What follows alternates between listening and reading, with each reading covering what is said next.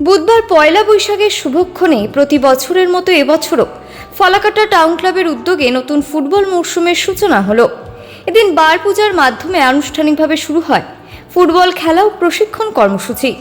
ওই অনুষ্ঠানে উপস্থিত ছিলেন ফালাকাটা টাউন ক্লাবের সভাপতি শুভব্রত দে, সম্পাদক মিলন সাহা চৌধুরী সহ ক্লাবের অন্যান্য সদস্য ও ক্রীড়াপ্রেমীরা। নতুন মরশুমকে ঘিরে ক্লাব কর্তৃপক্ষ আশাবাদী আগামী দিনে এই উদ্যোগ ফালাকাটার ফুটবল চর্চাকে আরও এগিয়ে নিয়ে যাবে এবং এখান থেকেই উঠে আসবে বহু প্রতিভাবান খেলোয়াড়।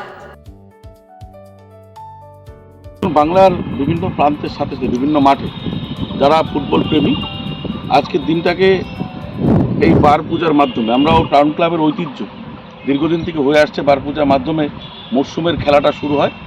তো আমাদের এই বার পূজার মাধ্যমে আজকে মরশুমের খেলাটা শুরু হয় এবং আমরা আশা রাখছি এই সিজনে পরে ফালাকাটা টাউন ক্লাব আমরা প্রতি বছরই ভালো প্লেয়ার এখান থেকে উঠে আসে। এই বছর যাতে ভালো প্লেয়ার উঠে তার জন্য আমরা প্রাণ চেষ্টা করব। টাউন ক্লাবের আমরা প্রত্যেকটা সদস্য চেষ্টা করব এবং আশা রাখছি, আপনারা হয়তো জানেন আইএফএ ওমেন শিল্ডটা হওয়ার কথা ছিল, নির্বাচনের কাজের জন্য হতে পারেনি।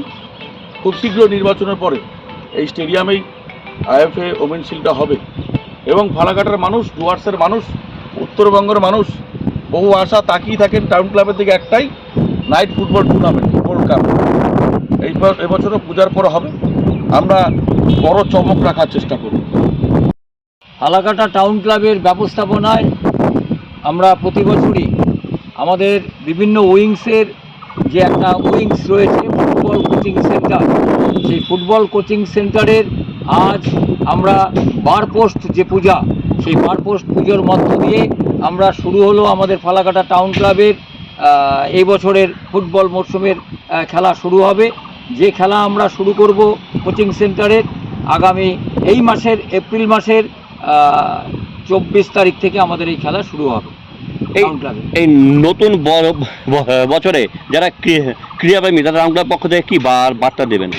এই বার্তা, এটা আমাদের ফালাকাটা টাউন ক্লাবের একটা ঐতিহ্যবাহী যে ফুটবল খেলা।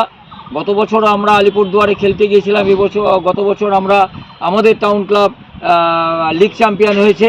এবছরও আমরা আশা করব আমরা সুপার ডিভিশনে এবার খেলবো, এই সুপার ডিভিশনে এবারও হয়তো আমরা চ্যাম্পিয়ন হব। এই বার্তাই আমরা ফালাকাটার এবং আলিপুরদুয়ার জেলার সমস্ত মানুষকেই আমরা দিতে চাই।